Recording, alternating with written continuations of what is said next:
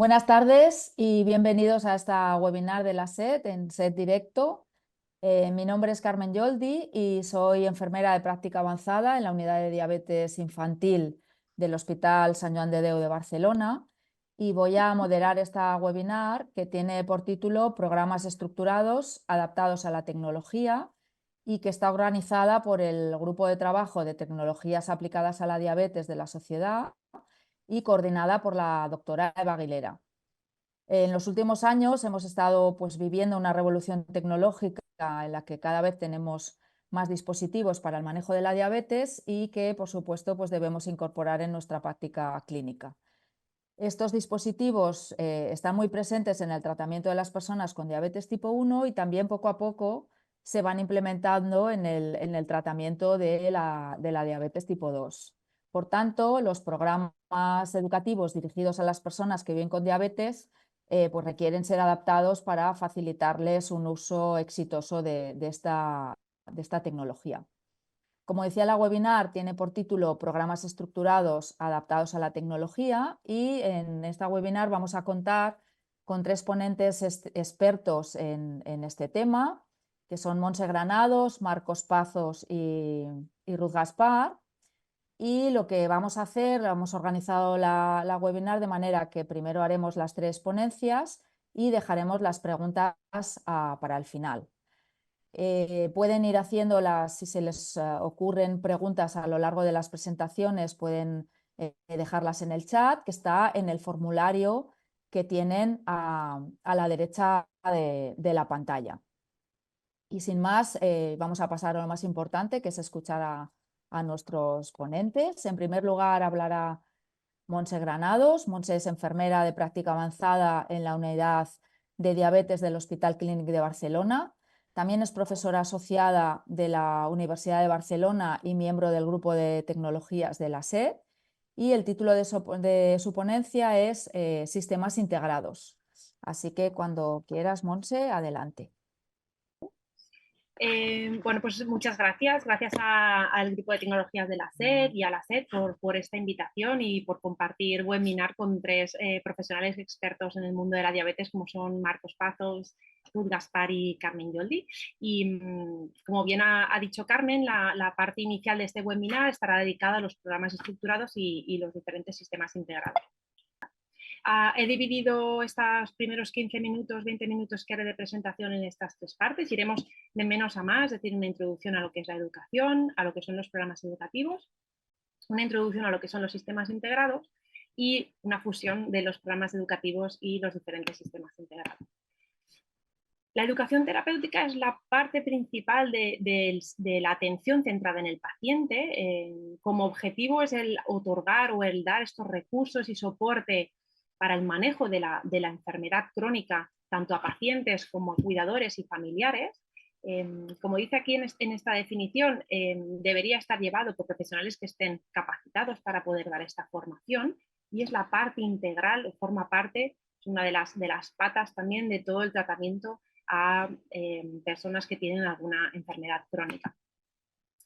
Si vamos a la definición de los Standards of Care de la Americana de Diabetes, define el programa de atención y educación en diabetes como la autogestión del paciente, la educación y que son determinantes para prevenir complicaciones agudas y reducir complicaciones crónicas a largo plazo. Y esto hay suficiente evidencia que respalda esta intervención. Especialmente nos dice que hay 4 momentos donde tendríamos que dedicar a hacer un programa educativo, que son al diagnóstico de la enfermedad, en los cambios en las transiciones en el tratamiento, en las transiciones en la asistencia, como por ejemplo de pediatría a adultos, cuando aparece alguna complicación y en el cambio de la terapia, ¿vale? O en el cambio de tratamiento, que será sobre todo donde nos enfocaremos en este webinar.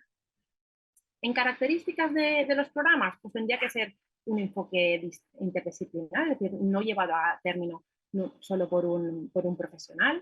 Tendría que tener mínimo una duración de 10 horas y tendría que estar estructurada entre 6 y 12 meses, más o menos, y tendríamos que ir incorporando intervenciones tanto individuales como grupales. Otra parte de las características de los programas educativos es que tendrían que estar basados en evidencia científica, tiene que tener unos objetivos específicos, debe estar escrito, es decir, otros profesionales tienen que poder llegar a ese programa y a esa forma de trabajar que tenemos común. Tiene que estar planificado, obviamente, y tiene que tener presente qué recursos disponemos, tanto económicos como humanos. Debe estar llevado a cabo por profesionales competentes, tiene que haber una garantía de calidad, es decir, se tiene que revisar si ese programa es efectivo o no y realizar cambios en función de lo que tengamos en evaluación de resultados. Es decir, yo cuando evalúo un programa tengo que poder ver si lo que estoy haciendo es eficaz o no y hacer cambios en función de lo que vaya evaluando. Como recursos para personas que quieran plantearse o quieran modificar o quieran revisar programas que tengan hechos en su centro, os propongo, pues en la página de la SED tenéis el de programas estructurales de educación terapéutica, que es del año 2020 y está pendiente de hacer una próxima revisión.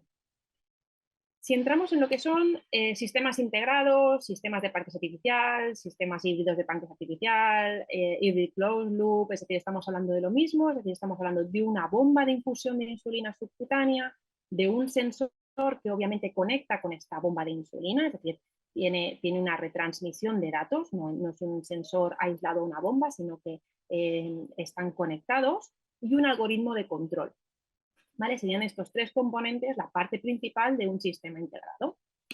Aquí os muestro los diferentes sistemas integrados que hay a nivel mundial, es decir, los sistemas integrados que están tanto en Europa como Estados Unidos y los diferentes algoritmos de control, que como veis básicamente son OPID o MPC, y el que combina con Fuzzy Logic también. Y si nos vamos ya a nuestro ámbito nacional, de qué disponemos nosotros en el mercado o qué es lo que llevan nuestras personas con diabetes, pues tenemos estos tres sistemas integrados. Por una parte tenemos la bomba Minimed 780 con el sistema SmartGuard, tenemos la bomba Tandem Teslim X2 con Control IQ y tenemos la bomba de Ypsomed con el sistema de CAMS FX. Os he puesto o he intentado resumir las principales características de los diferentes sistemas. Es importante que sepáis las características, o que sepamos, vaya, las características principales de los diferentes sistemas que tenemos o que vayamos a poner a nuestras personas con diabetes. ¿Vale? Veis que hay diferentes parámetros configurables, veis que hay diferentes objetivos de glucosa basal, los diferentes objetivos que hay temporales o dedicados más para cuando quiero ser más conservador o especialmente para actividad física, que después también os hablará Ruth Gaspar, si hay bolo manual o no. Para mí hay una parte que es crucial, que serían las indicaciones, especialmente en población pediátrica y en población gestante. ¿Vale? Como veis, Ypsomed es la que está aprobado para embarazo, diferentes edades de niños preescolares. Otra parte que es importante es a partir de qué dosis total de insulina lo podemos utilizar, lo digo porque hay pacientes pediátricos que utilizan muy poquita dosis o pacientes adultos que utilizan una cantidad superior a 100 o 200 unidades de insulina, esto hay que tenerlo en cuenta. Y la otra parte para mí también muy importante es a día de hoy a qué dispositivo o a qué monitorización van conectados, ¿vale? Porque hay un hándicap también a nivel de portabilidad y de tamaño, ¿no? Pero bueno, ahí tenemos que saber más o menos o muy bien qué partes y qué componentes tiene cada uno de los diferentes sistemas. Si me preguntáis si alguno, no sé, con cuál te quedas, ¿no? Si me preguntáis a mí, por ejemplo, es la cosa de hacerlo en webinar. Yo os preguntaría a vosotros si os quedáis con alguno en concreto. Sí que es verdad que no hay estudios que demuestren que un sistema sea mejor que otro y seguramente esto ya no lo habrá, pero sí que hay poblaciones específicas donde se ven beneficiados según qué sistemas, por lo que os decía, por ejemplo, de endocrinopediatría. Recursos para personas que se están iniciando en el mundo de los sistemas o gente que quiera repasar algunos de los aspectos de estos sistemas. Lo mismo, en la web de la SED tenéis la publicación del sistema de ASA cerrada que también tenemos que actualizar porque es del 2020, por lo que aquí habla de Diabeloop, que actualmente no la tenemos en nuestro sistema nacional. Os pongo tres diferentes. Este es de la Asociación de Diabetes de UK, donde habla de diferentes opciones de sistemas integrados, de cánulas, bueno, y os va describiendo un poco pros y cons de cada uno de los diferentes sistemas. Este que es el Diabetes Wise Pro, también este es americano, por lo que también veréis que hay sistemas que nosotros no tenemos comercializados ni en Europa ni que utilizamos en sistema nacional en español, pero también nos hace una serie bueno, de pros y contras de los diferentes sistemas, ¿vale? Y aquí lo tenéis también en la página web de Panther, también las tenéis puestos, pues esto, los diferentes sistemas que hay. Eso también veis que está Omnipod, por ejemplo, y Yailet, esto es americano, pero os pone también pues esto, lo que os he puesto yo en resumen de los objetivos, tipo de sensor, a qué va conectado y no, ¿vale? Y seguimos y venimos un poco ya a la parte como central, ¿no? De los programas educativos y sistemas integrados. Y esto es un poco, para los que sean un poco ochenteros como yo, pues tenemos la fusión, ¿no? La fusión de lo que es el programa estructurado y un sistema integrado. Y cuando me plantearon hacer el webinar y miré un poquito a ver qué hay en la evidencia, me encontré un poco como la bola esta de paja que va por el desierto, ¿no? Y sí que es verdad que hay, hay diferentes estudios que miran calidad de vida asociada a los sistemas híbridos, alguno que describe parte de lo que hacen a nivel de educación, luego os pongo un par de ejemplos, pero no he encontrado, sí, no he encontrado estudios que evalúen el programa, que con indicadores y que lo muestren como tal, ¿no? Más allá del control metabólico y demás que después hablaré. Sin embargo, pese a no haberlo encontrado, si alguien lo tiene, por favor que me lo ponga ahí en el chat, pese a no haberlo encontrado, en este consenso resaltan la importancia de la educación, del entrenamiento y del soporte educativo a todas las personas que lleven un sistema híbrido. Como os decía, por ejemplo, os pongo de ejemplo este estudio, es del 2023. Aquí lo hicieron en 72 personas que pasaban de múltiples dosis de insulina a un sistema híbrido y sí que explica cómo hicieron este seguimiento, ¿no? Pues hacen 5 días primero de educación y de práctica, luego hacían un par de días que estaban en modo manual y luego saltaban ya al modo automático y describe un poco las diferentes etapas, lo que iban los tópicos, ¿no? que iban haciendo. Hacían un seguimiento a la semana, al mes, 2 meses y 3 meses y una llamada telefónica entre los 3 días y 14. Si os fijáis en los resultados, se centran en el control metabólico, ¿no? En la mejoría del TIR, sin empeoramiento del TBR, ¿vale? Que esto es lo que estamos muy acostumbrados a ver de los sistemas híbridos, ¿no? La conclusión es un poco que este programa estructurado ha ido muy bien ¿no? y ha favorecido a esta mejora del control metabólico, pero no nos dice, ¿no? Ni satisfacción de las personas que hicieron el programa, ni si cumplieron los objetivos educativos o de habilidades.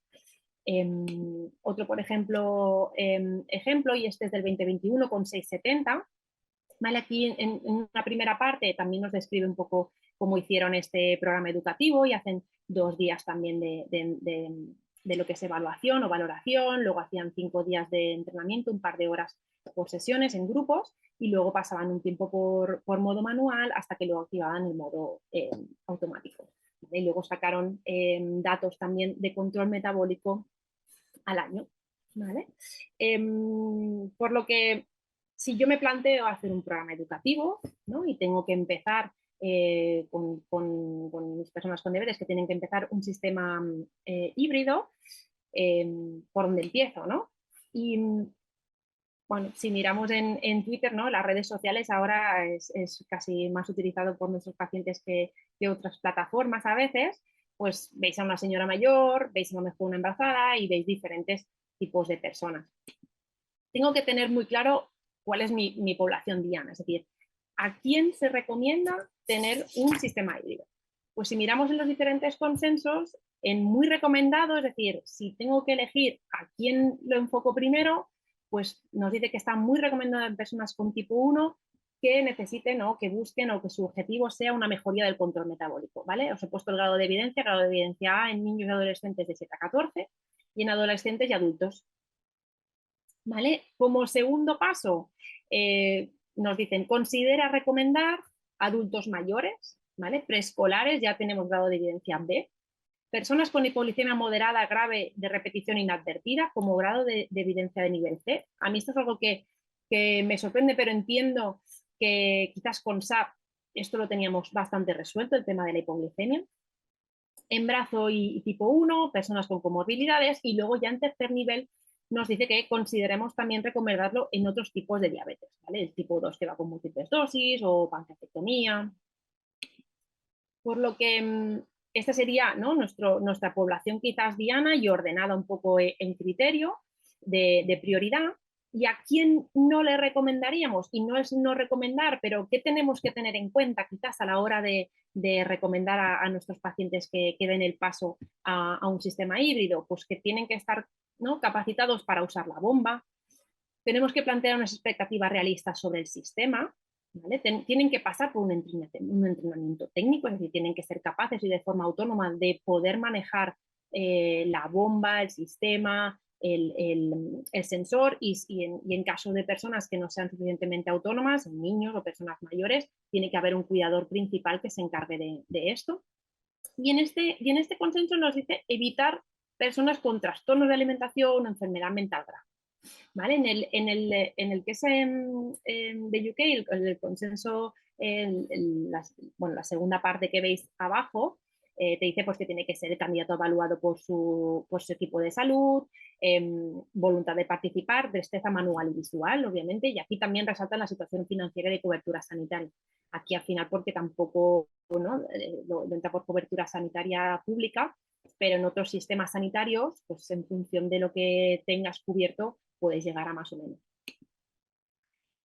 Otra de las cosas que tenemos que tener, ahora que ya sabemos a quién le vamos a ofrecer el sistema híbrido, tenemos que tener un checklist educativo. Es decir, antes de proponer un sistema híbrido, las personas con diabetes tendrían que tener conocimientos básicos en diabetes, básicos en monitorización continua de la glucosa, básicos en funcionamiento de la bomba de insulina, es decir, de la bomba de toda la vida, y del funcionamiento del sistema híbrido. Y esto es muchísimo, es decir, porque todo esto que yo he resumido en 4 frases, pues es más o menos esto, es decir, el core de la diabetes es la cinética, cómo resuelvo una hipoglicemia, cómo resuelvo una hiperglicemia, contagio de hidratos, adaptación a fiestas, a trabajo, actividad física, la monitorización, ¿no?, las flechas, la glicemia intersticial, la glicemia capilar, es la diferencia, donde me lo pongo, rotación, la piel, ¿no?, y suma y sigue. Quiero decir que al final es muchísima información que tendríamos que tener previo al inicio del sistema híbrido. Y luego viene el entrenamiento, es decir, qué cosas tenemos que empezar a hacer o cómo las organizamos, ¿no? Es decir, cómo vamos dando esta información y vamos transfiriendo esta habilidad para poder llevar las personas de manera autónoma a un sistema híbrido de pancreas artificial. Nos dicen, si no somos usuarios, es decir, si la persona no lleva un sensor, que en nuestra población es relativamente poco frecuente, es decir, casi todas las personas vienen de múltiples dosis o sensor, más o menos, pero si no llevaran ningún tipo de sensor y vienen de glicemia capilar, nos recomiendan utilizar varios días el sensor aislado antes de empezar el sistema integrado. Nos recomiendan también que la elección del dispositivo sea valorado pros y contras de forma conjunta, es decir, paciente y profesional. Considerar entre 1 y 2 semanas de modo SAP antes de pasar a modo automático, es decir, de modo manual. Y mientras está en ese modo manual, pues iniciarse en el entrenamiento del cambio de cánula, el reservorio, la rotación, prevención y solución de complicaciones, incidencias técnicas, un entrenamiento en el recuento de hidratos, del uso de la bomba de insulina, del uso de la monitorización. Nos recomiendan que tendríamos que hacer una creación y un checklist educativo de todo esto que estamos comentando, que vayamos dando el ok conforme la persona esto lo va cumpliendo. Y por último, nos dice que es esencial hacer un seguimiento en las 2-4 semanas después del inicio del dispositivo. Pero que esto no está definido, es decir, que tampoco es decir, no está definido cuántas veces los vamos a ver, ni en qué modalidad, ni si individual o grupal, telemático presencial, pero que entre las 2-4 semanas tenemos que ir haciendo seguimiento. ¿Por qué? Porque tenemos que ir adaptando la configuración del sistema, porque tiene que ir ganando también confianza el paciente, porque tenemos que empezar también a resolver todas estas incidencias, a lo mejor técnicas, y tenemos que ir adaptando poco a poco conocimientos y habilidades. Por lo que os pongo el ejemplo de qué es lo que hacemos nosotros en el Clinic a nivel de personas que hacen el programa que vienen de múltiples dosis a sistema híbrido. En nuestro caso trabajamos solo con 780, por lo que mi mayor experiencia es en 780, pero previo al inicio de terapia tenemos estas 3 fases previas, es decir, hacemos una sesión informativa donde la hacemos grupal, Luego os pongo un poquito más en descripción qué hacemos en cada una de las fases. Hacemos una visita individual, un entrenamiento técnico donde participa Medtronic, y aquí empezaríamos ya el sistema híbrido. Hacemos un seguimiento intensivo el primer mes, donde los vemos cuatro veces, lo hacemos en grupo. Luego los vemos a los 2 meses individual y hacemos evaluación a los 6 y a los 12. Hacemos un año de seguimiento y a partir de aquí seguimiento convencional con su endocrino, y en el tiempo 9 los ve el endocrino como visita individual.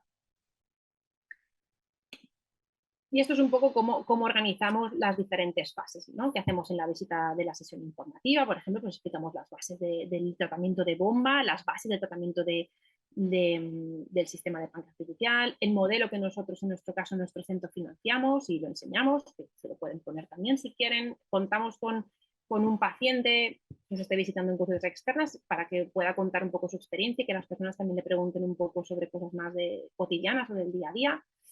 Hacemos la visita individual. Medtronic hacen el manejo técnico de lo que es el dispositivo y ponen el sensor con ellos. Son personas que todos vienen de un sensor previo. Cómo distribuimos las 4 sesiones y qué contenido hacemos más o menos en cada una de ellas. Y la evaluación un poco que hacemos a 6 y 12 meses. Entonces, ¿qué es lo que nos ha cambiado? Es decir, ¿qué ha sido para nosotros el cambio de cuando hacíamos el programa para personas que llevaban glicemias capilares y bomba o llevaban un sensor no conectado con la bomba versus ahora que hacemos un sistema integrado? A nosotros nos ha comportado una sesión menos, es decir, hemos eliminado una sesión y hemos eliminado 2 horas de lo que hacemos del programa. Hemos pasado de 16 horas de programa que hacíamos previamente a 14. Si recordáis, todavía mantenemos por encima de 10 horas, ¿no?, que recomendaban los programas educativos, y mantenemos un poco los mismos estándares de calidad. Es decir, a nosotros nos ha comportado más bien poco, y el gran cambio es este. Es decir, el gran cambio es que invertimos lo mismo, pero lo que ganamos es muchísimo más. Es decir, esto es ejemplo real de una persona, ¿no? La fecha que veis aquí es 27 de octubre, 9 de noviembre, y va con múltiples dosis y un sensor del FRI. No se ve mucho, pero tenía un tiempo en rango del 10%, porque se nos junta lo amarillo y lo naranja, ¿no? El tiempo en rango es un 10, y a la semana post inicio de 780, este era su tiempo en rango y este es su perfil. ¿Vale? Y me podéis decir, bueno, esto es que es el clinic, es que vosotros sois muy buenos, ¿no? Sí, pero no. En realidad, si veis estudios en vida real en diferentes países con 4.000 pacientes, veis que el tiempo en rango que tenía nuestra paciente solo a una semana, pues es lo que van teniendo el resto de pacientes de otros países, incluso de otros continentes, ¿no? Esto es 780, esto es, por ejemplo, Control IQ, ¿vale? Y son 6.000 pacientes de Estados Unidos que volcaban en una plataforma, vida real. Veis que un poco los porcentajes de tiempo en rango, más o menos, es lo mismo, y que seguramente es lo mismo que veis en vuestras consultas, ¿no? Es decir, invertimos un tiempo, pero al final la guañanza, me sale en catalán, ¿no? Lo que ganamos es lo que conseguíamos antes con glicemia capilar y bomba aislada, o con free y bomba aislada. Y el gran cambio para mí, el gran cambio es este. O sea, el gran cambio es, yo creo que vivimos 2 momentos que no sé si se volverán a repetir en la historia de la diabetes. Uno fue la monitorización continua de glucosa, es decir, esto fue un aumento de la calidad de vida de nuestros pacientes exponencial, pero esto sí, es decir, los sistemas híbridos, los sistemas integrados, ha sido un aumento de la calidad de vida por mejoría de control, por mejoría de las noches, ¿no? Os pongo durmiendo, bueno, porque no solo es que nosotros invertamos menos tiempo y los resultados son mejores, ¿no? Es que ellos también invierten menos tiempo y los resultados son mejores de lo que tenían. Y para finalizar, os dejo aquí, bueno, una serie de retos que nos quedan, de reflexiones, y para empezar, sobre todo, pues bueno, tenemos todavía barreras en el acceso a estas terapias, y tenemos una inequidad, no solo porque tengamos 17 comunidades autónomas con sus diferentes sistemas de salud, sino que dentro de mi comunidad autónoma y dentro de tu código postal tenemos esta inequidad, y esto es algo que crea malestar tanto a profesionales como a pacientes. Tenemos cada vez más sensores, cánulas, más cambios, ¿no? Y tenemos que ver un poco también con alteraciones de la barrera cutánea y dar solución también a nuestros pacientes. Tenemos por ver todavía mejores en la insulina, mejoras en portabilidad, tanto del sistema como de los sensores de glucosa, mejoras en el algoritmo. necesitamos tener un soporte en educación que esté especializado y necesitamos formación continua. Es decir, ya veis que lo que tenemos en las guías del 2021 a 2024 y han pasado 3 años ya no nos sirven. Necesitamos replantear programas de refuerzo de básicos, porque pasamos muy rápido de modo manual. Nosotros estamos una semana, por ejemplo, los dejamos en modo manual, pero mi percepción es que aunque estén una semana no se acuerdan luego de si falla el modo automático. Es decir, tenemos que quizás plantear, refrescar mi plan B y mi plan C, ya no os digo de la pauta alternativa, que también, sino de si el sistema falla y vuelvo al modo manual, sé cómo manejarme, ¿vale? Y quizás optimizaciones, son sistemas que van muy bien, que vemos mejoras muy rápidas en la mayor parte de nuestras personas, pero que no a todos a lo mejor les acaba de funcionar y tenemos que ver un poco cómo podemos llegar a ese objetivo de control.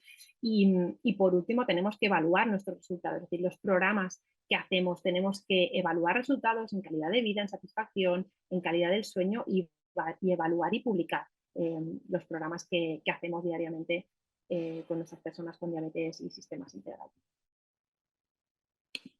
Muchas gracias. Pues muchas gracias, Monse, por tu excelente presentación. Genial. Y ahora vamos a pasar a presentar, voy a presentar a Marcos Pazos, que nos hablará en segundo lugar. Marcos es enfermero, es doctor y es docente e investigador en la Universidad de Santiago de Compostela. Tiene más de 10 años de experiencia clínica como enfermero en la unidad de tecnología y diabetes del Hospital Clínico Universitario también de Santiago de Compostela. Es el actual coordinador del grupo de trabajo de tecnologías y nos va a hablar de la monitorización continua de la glucosa y en personas con diabetes tipo 2. Así que Marcos, cuando quieras, adelante. Venga, vamos allá. Bueno, buenas tardes a todos y a todas que estáis por ahí en vuestras casas. Nada, antes de empezar me gustaría dar las gracias a la Sociedad Española de Diabetes y al Grupo de Tecnología por haberme invitado a dar esta ponencia sobre programas educativos en monitorización continua de glucosa para pacientes con diabetes tipo 2. La verdad es que es un honor y un lujo estar aquí con Ruth Gaspar, con Monse Granados y con Carmen Yoldi. Y vamos allá, vamos a hablar sobre monitorización continua de glucosa y diabetes tipo 2. Estos son mis potenciales conflictos de interés. Bien, es evidente, creo que no cuento ninguna novedad, de que los beneficios de la monitorización continua de glucosa en el control y el seguimiento y la calidad de vida de los pacientes con diabetes ha sido una revolución. Hay múltiples trabajos que lo avalan, inicialmente con diabetes tipo 1 y más recientemente ya tenemos resultados en diabetes tipo 2 con diferentes pacientes, diferentes tratamientos, diferentes dispositivos. Es decir, aumenta la evidencia y respalda un poco los beneficios de este tipo de tecnología. Si hiciéramos un resumen de los beneficios que se encuentran en los trabajos con esta tecnología y con este perfil de pacientes, con pacientes con diabetes tipo 2, vemos una mejoría muy evidente del control metabólico. Los trabajos muestran mejorías en torno al 0,6 hasta el 3,2% en la hemoglobina glicada. Sí que es verdad que estas mejorías tan grandes de 3,2 es en perfiles que iniciaron con muy mal control metabólico. Hay un beneficio en el tiempo en rango, también un rango entre el 10,4% al 18%, y también hay beneficios relacionados con disminución de urgencias y hospitalización relacionadas con la diabetes o mejora en la calidad de vida. Como todas las terapias, como toda la tecnología, tiene que ir de la mano de la educación. Múltiples autores y múltiples trabajos coinciden con esto que os estoy diciendo y hablan de cuestiones tan importantes como que para sacarle el máximo partido a la monitorización hay que hacer una educación apropiada. Esta educación debe ser mediante programas estandarizados que tengan un seguimiento para mejorar la adherencia de los usuarios y que aprovechen al máximo las opciones y la información que nos dan. Incluso hablan de que debemos dar un paso más y no hacer una educación simplemente centrada en la técnica de la inserción y los cuidados del dispositivo, sino que hay que ir un poco un poco más allá y utilizar al máximo las opciones que tenemos con los sistemas de monitorización. La ADA, ya en sus Standards of Medical Care in Diabetes, ha hablado de esto y habla en los últimos años. Ya nos hablaba de que en 2019 de que es importante que la monitorización vaya conjunto a un entrenamiento, a una educación.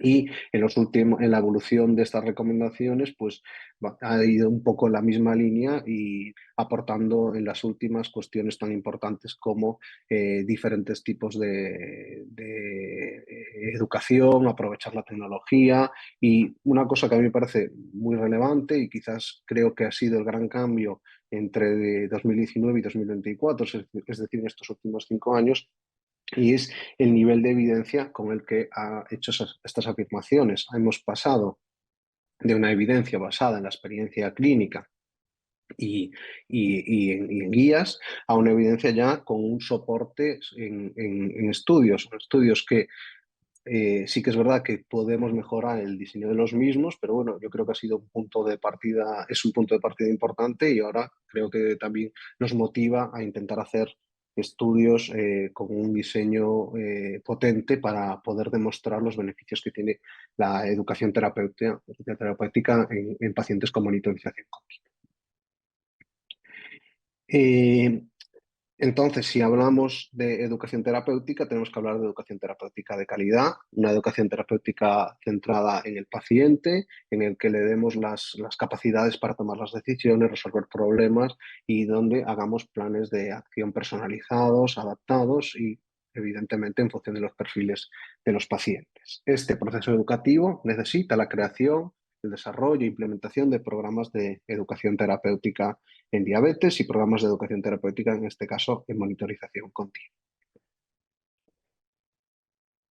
Si hablamos un poco de qué características deberían tener estos programas de educación terapéutica, podríamos decir que deben ser programas continuos, progresivos y estructurados, que estén centrados en el paciente, que sean interactivos y participativos, multidisciplinares, adaptados al paciente y también al profesional, y en donde tenemos que trabajar herramientas de evaluación de los conceptos aprendidos y materiales para los pacientes con el contenido trabajados en estas sesiones. Si esto es un poco la idea hacia dónde queremos ir con nuestros programas de educación terapéutica, las cuestiones que nos planteamos para su desarrollo y implementación son muchas. Debemos pensar qué objetivos tenemos con nuestros pacientes, cuál es la población a la que va dirigida, nos tenemos que adaptar a los recursos disponibles y pelear por los que necesitemos. Tenemos que definir las visitas, las sesiones, la duración, cuánto separamos cada una de las visitas. Tenemos que hablar de la técnica educativa, la modalidad que vamos a utilizar y contenidos, materiales, instrumentos, tareas e incluso los profesionales responsables y el nivel de organización del mismo. Son muchas cuestiones que debemos abordar, muchas cuestiones que debemos trabajar, pero cuestiones que van a hacer que los programas educativos sean de calidad y que se adapten bien a nuestros pacientes. Si todo esto lo centramos en una tecnología en concreta, como puede ser la monitorización continua, pues debemos saber un poco qué es lo que queremos que nuestros pacientes que van a iniciar un sensor pues aprendan. Si nos vamos a las recomendaciones que tenemos de la guía de monitorización continua del grupo de tecnología, ahí nos hablan de competencias que los pacientes que inician la monitorización continua deben adquirir. Y estas competencias están un poco focalizadas en la inserción, inicio y cuidados del sensor, en la educación en el uso del dispositivo y su información en tiempo real y la educación en la información retrospectiva. Bien, ya tenemos algo de experiencia en este aspecto, ya se ha trabajado en que los pacientes adquieren estas competencias en diferentes perfiles, mayoritariamente en tipo 2, en tipo 1, y una de las dudas que nos puede surgir, y si ahora nos centramos en el tipo 2, es, bueno, ¿puedo hacer lo mismo que hacía con el paciente con diabetes tipo 1? ¿Puedo adaptar las sesiones, la duración, los materiales para un programa educativo en diabetes para personas con diabetes tipo 2? Yo creo que un poco todos y todas conocemos la respuesta y la respuesta es que no podemos hacer lo mismo, no podemos hacer lo mismo por una cuestión muy sencilla y es porque el perfil de los pacientes con diabetes tipo 2 y sus características lo hace diferente a lo que hacíamos hasta ahora, o nos obliga a hacerlo diferente a lo que hacíamos hasta ahora. Nos vamos a encontrar pacientes con una serie de características y no solamente las características de esos pacientes, sino cómo vamos a organizar en función de el número de candidatos a iniciar un sensor o a seguir con ese dispositivo. Bien, ¿qué perfil o qué características vamos a tener o nos vamos a enfrentar a nivel dentro del proceso educativo con los pacientes con diabetes tipo 2? Pues nos vamos a encontrar una población que con hábitos principalmente sedentarios, población mayoritariamente con obesidad y sobrepeso. Y es verdad que aquí la monitorización es una ayuda porque se puede incluir dentro de la formación educativa como una herramienta que nos ayude a mejorar la alimentación, incluso el ejercicio. Sí que ya hay trabajos que muestran que la monitorización en pacientes con diabetes tipo 1 ayuda a adquirir hábitos saludables y a mejorar, sobre todo en la alimentación y ejercicio. Porque no puede suceder esto en diabetes tipo 2 y además algunos de los trabajos que muestran beneficios del uso de la monitorización continua en diabetes tipo 2 han presentado resultados sobre bajada de peso que puede ir un poco en esta línea. Por lo tanto, la monitorización aquí es una ayuda para este perfil de paciente con diabetes tipo 2. Otra de las características que nos podemos encontrar que son pacientes con edad avanzada, algunos muy mayores. Por lo tanto, aquí nos obliga a adaptar contenidos, metodología y materiales para estas características. Duración de las sesiones, qué materiales vamos a entregar, qué metodología, son cuestiones que vamos a tener que abordar y que vamos a tener que reflexionar, sobre todo en pacientes muy mayores. Además, un poco vinculado a esta cuestión, otra de las características que nos vamos a encontrar que son pacientes con polimedicados, que tienen comorbilidades y que tienen una sobrecarga de información no solamente por la diabetes, sino por otras patologías en las cuales también tienen que tomar decisiones e incluso tienen también su parte de su formación y su parte educativa. Por lo tanto, tenemos que tener esta consideración con estos pacientes a la hora de iniciar un sensor, definir objetivos realistas y siempre intentar ir de lo sencillo a lo complejo. Insisto, por esta cuestión de la sobrecarga de información que puede ser una barrera para la continuidad e inicio de la monitorización continua. También esta población nos vamos a encontrar con no nativos digitales, en el cual incluso puede haber dificultades de acceso a Internet, no tener smartphone o incluso no saber utilizarlo. Para eso tenemos que hacer un esfuerzo en adaptar la tecnología. Sí que es verdad que tenemos opciones en algún tipo de dispositivos de utilizar un receptor para que los pacientes que no tienen smartphone o no tienen conexión a Internet o no tienen ese manejo puedan tener un sensor continuo. Esto podría ser un ejemplo de algunas de las cuestiones y un poco la idea y la reflexión que a mí me gustaría hacer en la educación terapéutica y programas estructurados para monitorización continua en diabetes tipo 2 es estos, que nos vamos a tener que adaptar. No hay un modelo que podamos seguir y esta adaptación va a ser constante y va a ser en cada paciente. También relacionado con esta parte de tecnología, de acceso a Internet, dispositivos y manejo, está la educación y alfabetización digital. Aquí nos podemos encontrar, por la misma razón, porque, como decía antes, son no nativos digitales, que tengamos dificultades en el uso de dispositivos por esta cuestión. Quizás algo que nos tenemos que plantear es incluir esta parte de esta alfabetización digital entre los programas estructurados. ¿Por qué no? Una parte de la formación puede ir en esta línea, pues desde bajarse una aplicación hasta generar un usuario, algo que realmente ya estamos haciendo en nuestras consultas. Pues nos tenemos que plantear si a lo mejor lo tenemos que incluir dentro de los programas educativos como una sesión más o una sesión que tenemos que valorar y una sesión en la que tenemos que generar materiales. junto a estas cuestiones que estamos hablando, también nos podemos encontrar con una resistencia al cambio o desconfianza en la tecnología. Sí que es verdad que aquí la monitorización nos ayuda rápidamente a avanzar porque su facilidad de uso y la mejora de la calidad de vida que sabemos que sucede y que nos encontramos en estos pacientes, pues es una gran ayuda para motivarlos y a que venzan rápidamente esta barrera, porque sabemos que una vez que la salten, pues ya está superada y es extremadamente sencillo el manejo y insisto, y la calidad de vida que da esta tecnología a este perfil de pacientes. Aparte de estas cuestiones, la dependencia es algo que puede estar presente en los pacientes con diabetes tipo 2. E insisto, yo me estoy planteando también este perfil del paciente con diabetes tipo 2 con comorbilidades y edad avanzada, en donde puede haber una situación de dependencia. Esto nos hace aunque ya contemplamos que en los programas educativos el entorno de la persona con diabetes tiene que estar implicada, aquí aún más, cuidadora o familiar deben asistir a las sesiones, formarse igual que se forma el paciente y además sabemos que con la tecnología de monitorización se pueden compartir los datos y esto también es una ayuda que los cuidadores y familiares tengan acceso a esta información y sobre todo que la sepan interpretar para ayudar a los pacientes con diabetes tipo 2. Y aquí podríamos decir cuestiones de las características de los pacientes que tenemos que considerar a la hora de desarrollar e implementar programas educativos estructurados. Y otra cuestión es la cuestión organizativa.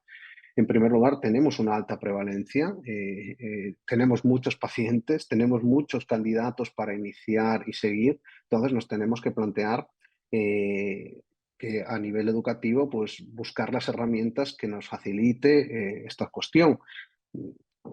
Hablo, por ejemplo, de las sesiones grupales, que ya sabemos que funcionan dentro de los programas educativos, siempre y cuando estén dentro de este programa, estén estandarizadas, que busquemos perfiles parecidos, que tengamos la capacidad de seguir esa sesión y sacar el máximo rendimiento. Sesiones grupales serían una muy buena opción. Y la telemedicina, más aún que sabemos hoy en día que sus beneficios son prácticamente muy parecidos a los beneficios de la visita presencial, hablo desde el punto de vista clínico, siempre y cuando sea un complemento del proceso educativo. Bien, alta prevalencia, unas características que os acabo de mostrar y otra cuestión también es dónde están estos pacientes. Aquí hay un cambio también. Podemos encontrar este perfil en especializada, pero sobre todo en atención primaria. Atención primaria es, digamos que es quien se va a encontrar muchos de estos pacientes. Depende un poco de cómo se organiza en cada comunidad o en cada hospital o en cada área sanitaria. A ver, el inicio va en especializada y después el seguimiento a primaria. A veces se inician también en primaria, puede ser muy heterogéneo, pero la idea de esto es que vamos a necesitar que estos programas se desarrollen en conjunto y se impliquen tanto especializada como primaria. En la última ADA, en una de las comunicaciones orales, se habló de esta cuestión y una parte del debate va en esta línea, en que es necesario que se actúe de forma sinérgica para generar programas educativos adaptados a primaria. Incluso se hablaba de la idea de la educadora como formador de formadores. Esto ha sido una experiencia en España se ha realizado en algunos centros y ha sido muy positiva, pues esto es un poco la idea, pero yo me gustaría insistir en que es importante que se desarrollen programas estructurados, adaptados a primaria y consensuados y actuar de forma sinérgica entre especializada y primaria. Por lo tanto, si yo quiero hacer un programa educativo en diabetes, tengo que ir a unas características que son fundamentales. Esas características me permite que el paciente adquiera una serie de competencias y esas competencias, para adquirirlas, me tengo que adaptar a un perfil como los que hablamos antes en diabetes tipo 2, con las características que os comenté anteriormente. Bien, esto es un poco la idea. La práctica, ¿qué sabemos de esto? Pues me gustaría acabar poniendo dos estudios para mostrar cuáles pueden ser los beneficios de un programa educativo estructurado en monitorización continua para diabetes tipo 2. Uno de ellos es este, es bastante reciente y me gusta por una razón. No es habitual que tengamos mucha información en las publicaciones sobre cómo han sido los programas estructurados para algún estudio. Y este es una publicación de cómo ha sido el programa estructurado para un estudio en concreto que mide los resultados desde el punto de vista clínico de la monitorización continua en pacientes con diabetes tipo 2. Por eso me parece interesante. Primero porque describe bastante bien el proceso educativo y después porque podemos ver cuáles han sido los beneficios clínicos con los resultados de la otra publicación. Pues este es un estudio donde analizan la valoración de un programa educativo de educación terapéutica que se utilizó para el estudio Steno 2-TECH. Es un programa educativo de educación presencial y grupal entre 4 y 10 personas con una duración total de 3 horas, algo que a mí me pareció bastante corto, además teniendo en cuenta que 1 hora del total en monitorización continua era 1 hora. Bueno, bien, los resultados son bastante buenos, ya os lo avanzo. Es un programa en el que se trabajó el manejo e inserción del sensor y manejo del receptor, que era como un DESCON G6. En este programa también se trabajó la interpretación de la información obtenida con el sensor y se trabajó a través de casos clínicos que incluían identificación de patrones, discusión sobre acciones para hipohidroglucemia y en el que se dio información escrita sobre el contenido educativo antes del inicio del programa a los participantes. Y al final de la sesión se promocionó y se fomentó la oportunidad de discusión. De hecho, si lees el trabajo, esto ha sido algo que los autores han visto como muy positivo y que ha tenido muy buena acogida tanto por ellos como por los participantes. Bien, pues con estas características resumidas del programa educativo, os voy a mostrar un poco el perfil y los resultados que han obtenido. El perfil de los pacientes al que hicieron esta formación eran pacientes con diabetes tipo 2, que estaban con insulina basal 67% y con múltiples dosis el 13%, y era, bueno, con algunas características de las que os mostré anteriormente. Una media edad de 61,1 años, el 5% tenían estudios superiores, un índice de masa corporal de 32 y el 35% vivían solos. En relación a los resultados de la valoración del programa educativo, el 95% clasifican los beneficios del programa como autopercepción como buenos o muy buenos. Y algo que me parece interesante es que ni el conocimiento previo sobre la diabetes ni experiencia con otros programas de educación estructurada tuvieron influencia sobre los beneficios autoevaluados en este estudio. Parece que de forma independiente los participantes consideraban una buena formación, hacer una formación estructurada en monitorización continua para pacientes con diabetes tipo 2. Los beneficios clínicos del estudio fueron una mejora del tiempo rango del 15% al cabo de 12 meses y una mejora en relación a variables más vinculadas a calidad de vida, una mejora de la satisfacción del cuestionario de TQS y una mejora en el estrés emocional relacionado con la gestión de la diabetes. Bien, parece que los pacientes calificaron bien su autopercepción de este aprendizaje, parece que han obtenido buenos resultados de control metabólico, una mejora en el tiempo en rango y también calidad de vida. Ahora la duda, y que no está resuelta aquí, es ¿qué ha provocado esta mejora? ¿Lo ha provocado la tecnología? ¿Lo ha provocado la formación? ¿O lo ha provocado el conjunto de la formación y la tecnología? para dar respuesta a esto, os muestro otro trabajo que me parece interesante por esta razón, porque creo que da respuesta a esto. Es decir, qué peso tiene la mejora del control metabólico cada uno de los dos implicados, la tecnología o la educación terapéutica.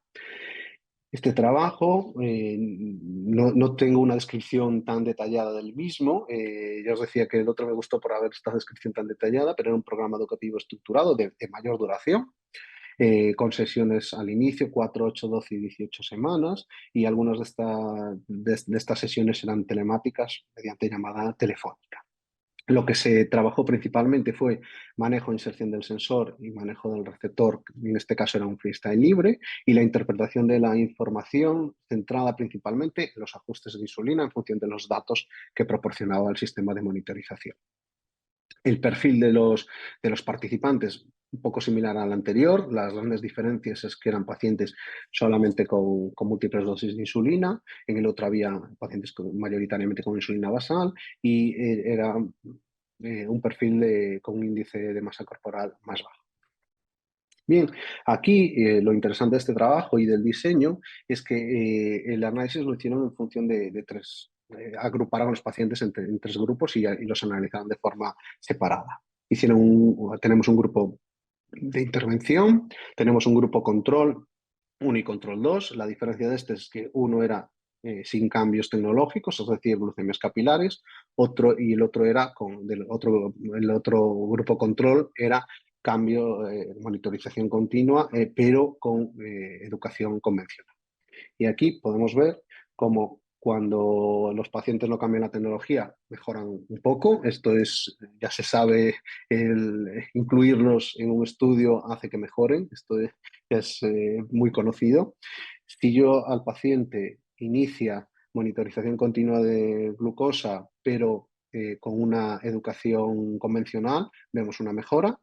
Y lo que me parece más interesante es que cuando la educación terapéutica es de calidad, cuando hablamos de educación eh, estructurada y mediante un programa educativo en educación terapéutica en diabetes, no solamente mejora el control, sino que potencia esa mejora. Es decir, hay una sinergia entre la tecnología, en este caso la monitorización continua de glucosa y los programas de educación terapéutica, hace que la mejoría sea mayor. Por lo tanto, y ya para concluir, la monitorización continua ha demostrado ser una herramienta eficaz en la mejora del control glucémico, pero para maximizar su efectividad es crucial el desarrollo e implementación de programas estructurados. Las características de los pacientes con diabetes tipo 2 hacen que necesitemos programas específicos para esta población, y estos programas deben considerar no solo las necesidades clínicas, sino también los aspectos educativos, psicosociales, y estar adaptados a los niveles de alfabetización en salud y tecnología de los pacientes. Muchas gracias. Muchas gracias, Marcos. Nos va quedando claro, tanto con tu exposición como con la de Monse, que los programas estructurados son imprescindibles, ¿no? Y bueno, vamos a dar paso a Ruth, que es nuestra tercera ponente. Ruth es enfermera también. Hoy es una mesa de enfermeros, incluida yo, ¿no? Ella tiene máster en bases de la atención y educación a las personas con diabetes y tiene varias certificaciones universitarias en cuanto a tecnología y diabetes, nutrición, dietética y alimentación y actividad física y deporte, en un aspecto en el que Ruth pues, es una gran experta. Tiene más de 26 años de experiencia como enfermera educadora en la unidad de diabetes del Hospital Universitario de La Paz, que es donde trabaja actualmente. Es la creadora de una guía que todos hemos, creo, leído sobre el uso del sistema 780G en el ejercicio. Y, por supuesto, pues su tema va a ser el ejercicio. Así que adelante, Ruth, cuando quieras. Muchísimas gracias, Carmen, por tu presentación. Lo diré más tarde, pero es que a mí esto me pone un poco colorada, así que dejar clarísimo que la guía es un trabajo de todo mi equipo y desde luego muchas gracias por la invitación de la SED a compartir este taller. Es un placer estar contigo y con mis compañeros y desde luego muchas gracias por permitirme hablar de este tema que ciertamente tanto me gusta. Voy a compartir la presentación, confirmarme porfa que se ve bien, creo que no hay ningún problema. Perfecto. Muchas gracias. Así que voy a ello. Hablar del ejercicio físico y el deporte en cuanto a la tecnología.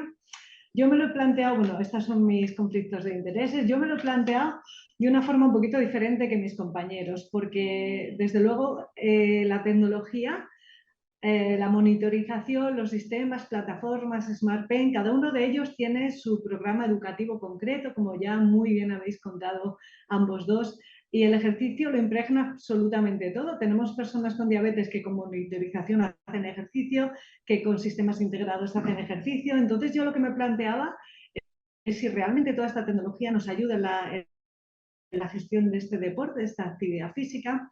También me planteaba si estamos optimizando su uso o si podemos sacar mayor provecho. Y una cosa que me planteaba a medida que iba trabajando en la presentación es qué cosas han cambiado y qué cosas no el uso de la tecnología en nuestros programas educativos en cuanto a la gestión del deporte.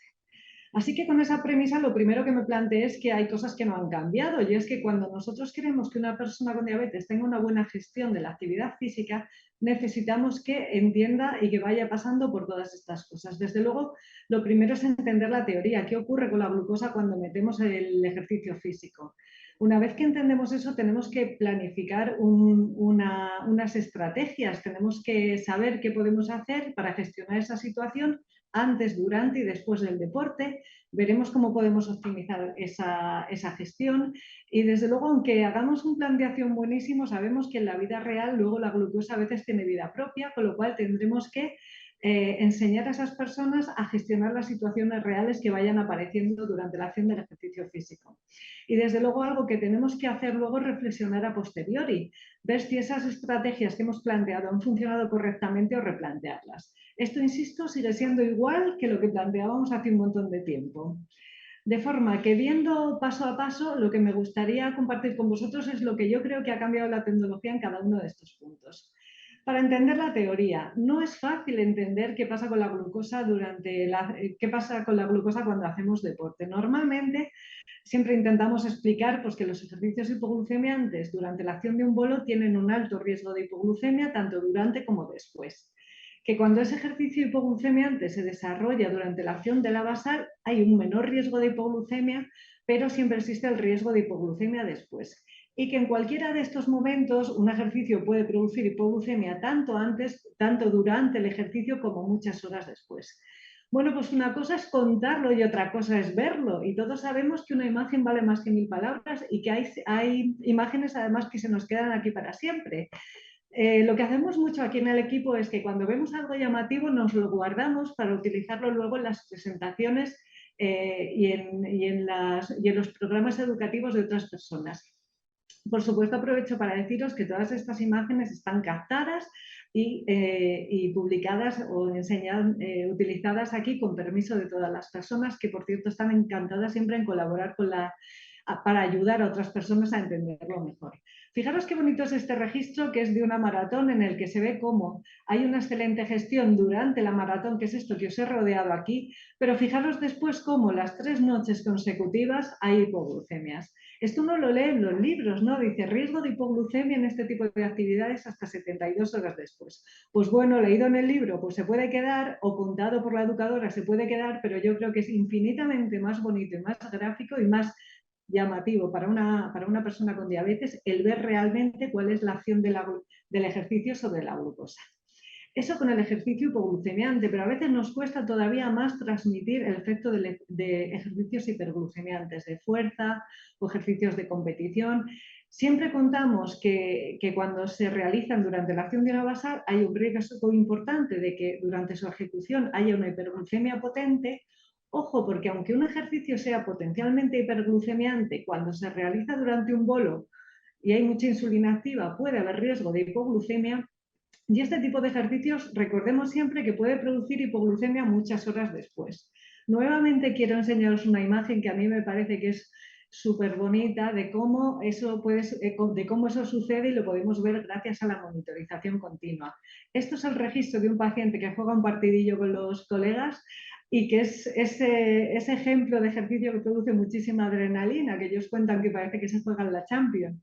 Entonces vemos cómo durante el ejercicio la glucosa sube muchísimo, como sin hacer ninguna corrección la glucosa baja, que es algo descrito nuevamente en los libros, y vemos cómo la noche posterior, muchas horas después, como de nuevo nos contaban las guías, puede haber un efecto hipoglucemiante sobre la glucosa de ese ejercicio que hicimos el día anterior. Insisto que una imagen vale más que 1000 palabras, entonces yo creo que este es un primer punto muy fuerte de la tecnología, que nos permite visualizar los datos y que nos permite poder utilizarlos en nuestros programas de formación. El segundo punto, una vez que entendemos lo que está pasando, es ver de qué forma intentamos gestionar el tratamiento para que esas hipoglucemias o esas hiperglucemias que hemos visto como potencialmente peligrosas, por así decirlo, pues podamos anticiparnos y evitarlo. Desde luego vamos a intentar ese plan de acción, gestionarlo y optimizar, como decíamos, el tratamiento. Ojo, porque hasta aquí hemos hablado de tipo de ejercicio, de intensidad y de duración. Pero todos sabemos que hay un montonazo de cosas más que van a repercutir en la glucosa y en el efecto que puntualmente hoy de manera individual tenga ese ejercicio sobre esa persona. Pues desde el momento del día en el que se hace, el momento del ciclo menstrual en el que esté a lo mejor una mujer, lo que ese día nos haya pasado a lo largo de la mañana. Yo siempre que hablo de ejercicio no puedo dejar de nombrar la maravillosa guía que Serafín hizo y que desde luego nos puede ayudar a todos a entender mucho más esto y a contarlo mejor. El caso es que, teniendo en mente todo esto, podemos hacer un análisis mucho más global de la situación, al que sumaremos siempre las experiencias previas de cada persona y realmente la suma de todo eso es lo que nos va a dar estrategias de manejo. Bien, cosas que no han cambiado aún a pesar de la tecnología, pues que los objetivos, las recomendaciones generales siguen siendo las mismas. Tenemos que intentar evitar el ejercicio físico en los picos de mayoración de la insulina. Tenemos que disminuir la insulina, tanto basal como bolo, cuando el ejercicio sea previsto, y cuando no sea previsto, pues no va a quedar otra que suplementar. Aunque las recomendaciones generales siguen siendo las mismas, la tecnología ahora mismo nos da muchísimas más posibilidades. Desde luego ahora mismo tenemos mucha más información, pero también mejor información, no solo más, sino información mucho más concreta. Y tenemos más posibilidades de ajuste con las bombas, pero obviamente y sobre todo con los sistemas integrados de los que fenomenalmente ya nos ha hablado Monse. Bueno, lo primero que me gustaría comentar es el tema de la información. Tenemos mucha información y tenemos que recordar que la monitorización continua es mucho más que la glucosa. Desde luego tenemos que recordar que nos va a permitir actuar con esa información en el momento, lo que nosotros decimos la acción, ¿qué hago con esta información que tengo ahora mismo con mi móvil o con mi receptor? Y luego la reflexión. Y la acción, quiero insistir también que va mucho más allá de la glucosa. Tenemos la información de la glucosa, de la tendencia y de las alertas. Con las plataformas podremos analizar más adelante qué es lo que está pasando. Bien, las flechas de tendencia. Creo que todos conocemos este artículo y creo que a todos nos dio el desmayo cuando vimos esta tabla, ¿no? Porque es tanta información que desde luego es como que nos atora y que pasamos página, ¿no? Lo pensamos, a ver, en mi día a día no es posible contar todo esto. Pues claro que no. Ni es posible y desde luego ni nos lo tenemos que saber de memoria, ni mucho menos necesitamos que el paciente lo sepa todo. Ahora bien, no podemos dejar de utilizar la información de algo tan fantástico como son las flechas de tendencia para intentar afinar nuestras recomendaciones. Un ejemplo muy fácil. Si con esta glucosa de 150 para hacer un ejercicio hipoglucemiante que no estaba previsto, una persona suplementaría con 20 gramos de hidrato de carbono, conocer la tendencia puede ayudar a afinar mucho más esa suplementación. Por ejemplo, con una tendencia al alta se puede reducir la suplementación a 10 gramos, o con una tendencia a la baja, con esa misma glucosa, yo sé que tengo que suplementar con un poquito más. Desde luego hay un mensaje clave y es que hay que simplificar las recomendaciones y hay que adaptarlas al contexto. La tecnología no puede suponer un embrollo más, sino que lo que tenemos que hacer es adaptar a cada persona y de toda esa información que tenemos, darles la justa para que realmente la puedan utilizar. Bien. Tercer punto de la monitorización, tenemos glucosa, tenemos tendencia, pero también tenemos las alertas. No me cansaré nunca de repetir este mensaje. Las alertas mal programadas suponen agotamiento. Todos tenemos la experiencia de tener un montón de personas que han quitado las alertas. Eso quiere decir que desde luego estaban mal programadas o que no habíamos dado indicaciones adecuadas para hacer cuando sonaba esa alerta, con lo cual al final ese agotamiento o esa inutilidad de la alerta hacía que la gente decidiera quitarlas. mientras que bien programadas pueden ser un extra tremendo de seguridad en cualquier situación, pero mucho más cuando hablamos de actividad física y sabemos los cambios tan bruscos que puede tener la glucosa cuando uno está haciendo ejercicio. Partiendo de esta premisa, tenemos que individualizar la programación de las alertas y recordar que no son estáticas, que a lo mejor hace tiempo tenía la alerta programada no sé cómo, pero tenemos que revisar eso y en función de la situación de cada persona ir modificándolas. Desde luego, si el objetivo es evitar hipoglucemia, tenemos que cambiar las alertas. No podemos tener una alerta en 70 cuando sabemos que la glucosa puede bajar bruscamente durante el ejercicio. Probablemente si suena en 70, ya esa persona llegue tarde. Con la monitorización y las primeras alertas lo que hacíamos era elevar el nivel de glucosa. Muchas veces durante la acción del ejercicio la poníamos en 100 o incluso en 120. Eso no quiere decir que esa persona con 120 fuera a hacer una suplementación, simplemente que en ese momento hacía una valoración global de la situación. A lo mejor con 120 la tendencia era a la baja, decidía suplementar, o a lo mejor en ese momento la tendencia era estable, quedaba poquito tiempo de ejercicio y no hacía nada, pero era un aviso, como comento, para no llegar tarde. Y hace tiempo que estamos trabajando con sistemas que tienen alertas predictivas de hipoglucemia, con lo cual nos da mucho más margen de no tener que estar a lo mejor elevando la alerta porque sabemos que va a avisar cuando esa glucosa esté cayendo. Y los últimos sensores que están apareciendo en el mercado tienen alertas de lo más interesante, y a mí esta me gusta mucho cara al ejercicio. Es una alerta que junta la cifra con la tendencia, es decir, nosotros podemos programar en nuestro dispositivo que me avise cuando la glucosa esté bajando bruscamente, pero a partir de un nivel. Me explico mejor. Si la glucosa está bajando bruscamente de 200 a 150 no nos interesa que baje, pero si la glucosa está bajando bruscamente por debajo de 120, ahí la situación ya puede ser un riesgo y ahí es cuando el sistema me va a avisar. No podemos olvidar también las alertas de hiperglucemia, porque cada vez hay más evidencia de beneficios del ejercicio de fuerza y ya hemos comentado que puede producir una hiperglucemia importante durante su ejecución.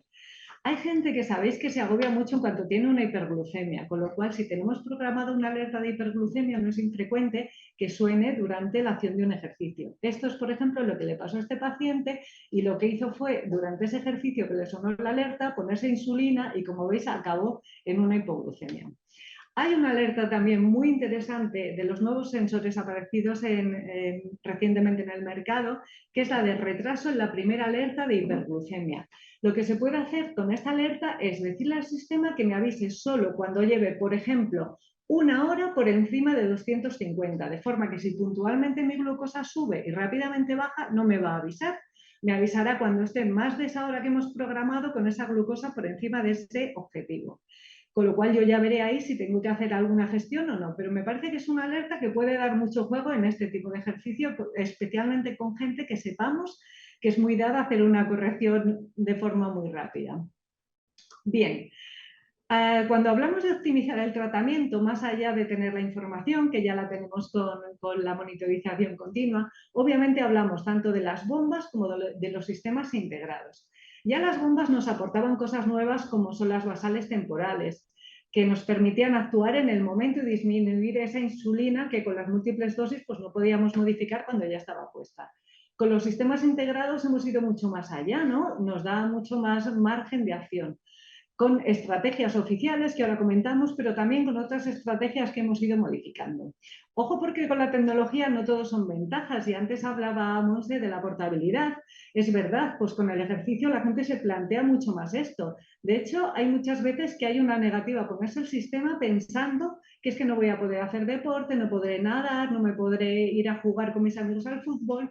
Entonces, recordar siempre que es muy importante que nos anticipemos a los problemas dando soluciones y estrategias, porque si contamos todo esto, muchas veces mucha gente que no estaba seguro por estas razones se va a convencer, que no es cuestión de convencer a nadie, pero sí que entiendan que desde luego la mayoría de las veces no hay ningún problema en realizar cualquier actividad que se planteen. Bien, ¿los sistemas integrados son lo mejor para el ejercicio? Pues bueno, seguro que conocéis este estudio que se hizo en vida real con casi 500 personas con diabetes tipo 1, en el que sorprendentemente los resultados, además con cualquier tipo de ejercicio aeróbico de intervalos de de alta intensidad o ejercicios de fuerza, pues los resultados, como podéis ver aquí, no eran mejores con el sistema integrado. A ver, a mí me sorprendió y no, pues no me sorprendió del todo porque tampoco contaban qué tipo de recomendaciones, qué tipo de programa educativo había seguido con el sistema integrado. Entonces, igual que ha comentado Marcos, desde luego la clave no está en poner un sistema, sino en saber qué hago yo luego como persona con diabetes con ese sistema.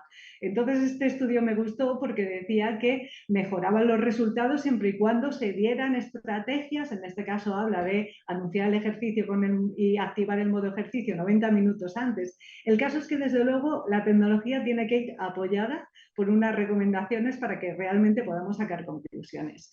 No voy a entrar en los modos de ejercicio de cada uno de ellos, este es un resumen excelente de cada uno de los sistemas, quiero decir, este es un resumen excelente que hizo la doctora Quiros que está publicado en la revista Diabetes.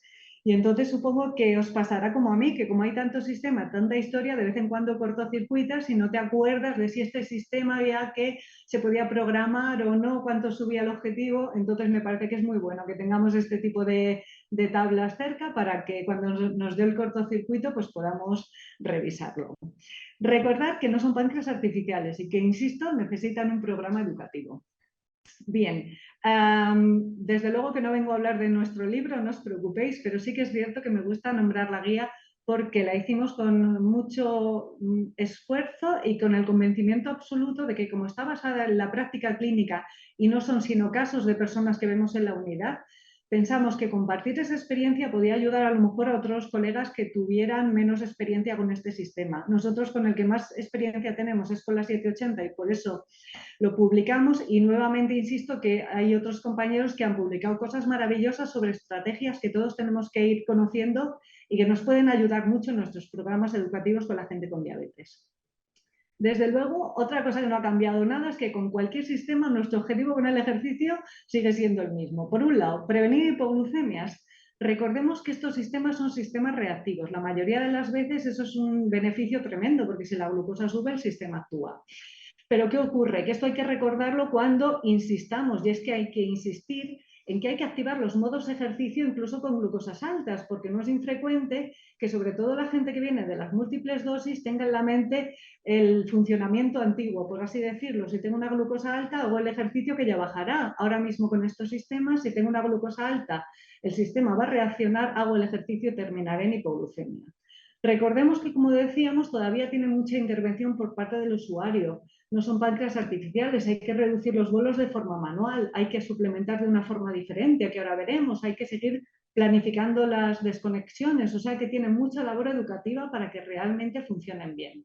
Eso para prevenir hipoglucemias, pero también, y nuevamente dándole mucho peso al ejercicio de fuerza, para prevenir hiperglucemias, pues hemos ido aprendiendo que en ocasiones no hace falta activar el modo ejercicio, sino que tenemos que ir viendo un poco qué es lo que pasa. Desde luego no es una recomendación que demos de inicio, pero que es cierto que hay bastantes pacientes que para ejercicios de fuerza, pues hemos visto que no es necesario activarlo.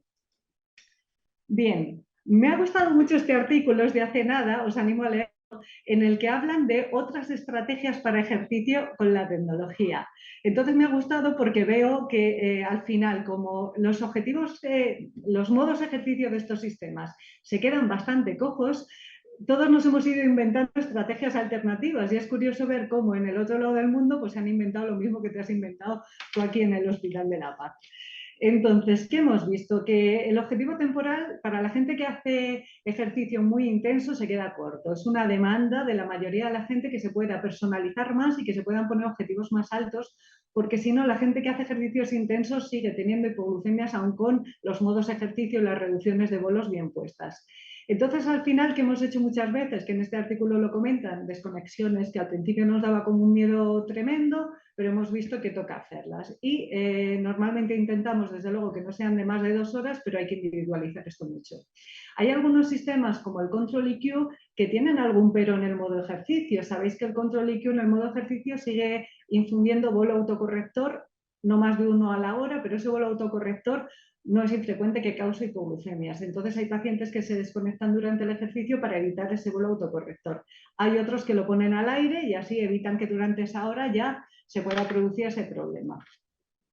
Otra estrategia no oficial que funciona bastante bien es, por ejemplo, con el sistema 780, no poner el objetivo temporal, sino cambiar el objetivo propio del sistema, elevándolo. Sabéis que es un sistema que se puede poner objetivo en 100, en 110 o en 120. Pues el 120 puede ser a lo mejor no modo ejercicio, un objetivo que permita hacer un ejercicio menos intenso sin necesidad de poner un modo de ejercicio oficial, por así decirlo. Y no sé si sabéis que se pueden quitar los bolos autocorrectores, entonces hay gente que lo que hace para ejercicio moderado y no quiere usar el objetivo temporal es poner el objetivo en 120 y quitar los bolos autocorrectores. Ojo con dar esta recomendación porque cuando uno hace esto luego tiene que volver a reactivarlo y a cambiarlo todo, si no, no es como el objetivo temporal que una vez pasada su programación vuelve a lo previo. Entonces tenemos que ser cuidadosos con a quién y cómo damos estas recomendaciones no oficiales porque su puntito de riesgo lo puede tener.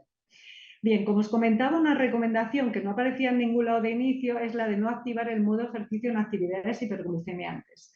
Esto, la primera vez que nosotros lo vimos fue porque una chica que hace ejercicio de fuerza vino y nos lo contó. Ella nos decía, mirad, cuando yo hago el ejercicio, que es este ratito de aquí, de 4 a 5, mi glucosa sube, de forma que he decidido que no me pongo el objetivo temporal, me lo pongo después, que es cuando yo ya he visto que me baja.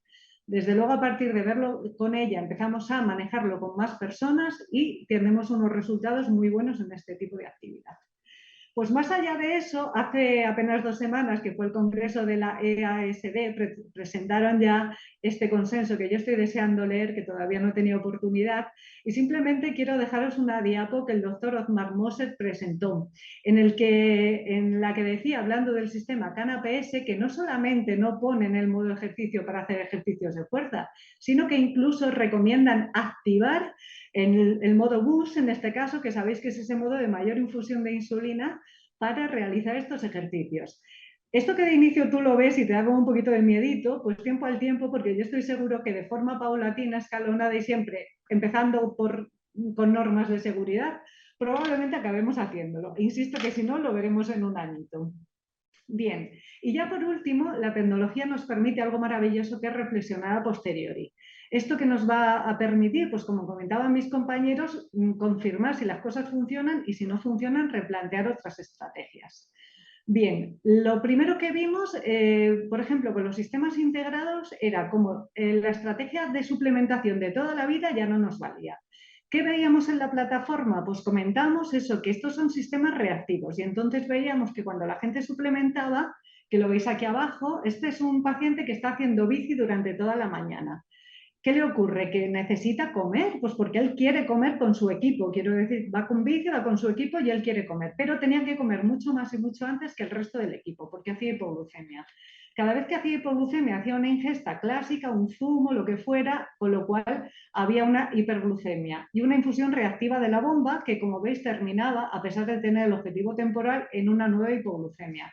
Este paciente volvía a comer, volvía a subir la glucosa y veis que nos metíamos aquí en un bucle infinito de subida de la glucosa, infusión de insulina y hipoglucemia.